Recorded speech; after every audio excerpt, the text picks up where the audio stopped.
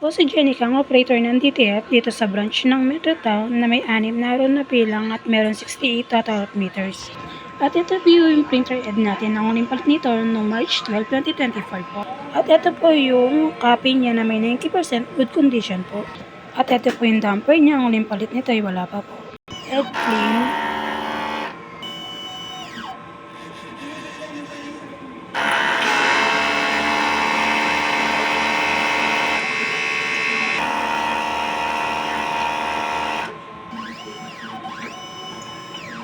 After head clean, punasan natin ang wiper.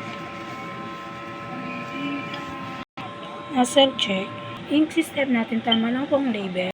Ito po yung ground wire natin. Vista, kakalins na ngayong araw. At ito po yung EBR natin. Mga use, unused, DTF powder stock, DTF fill. At ito po yung consumable monitoring natin sa powder, sa white, magenta, cyan, yellow, black, at film po. Cleaning solution. At ito po yung output record natin. At monthly checklist po. Salamat po.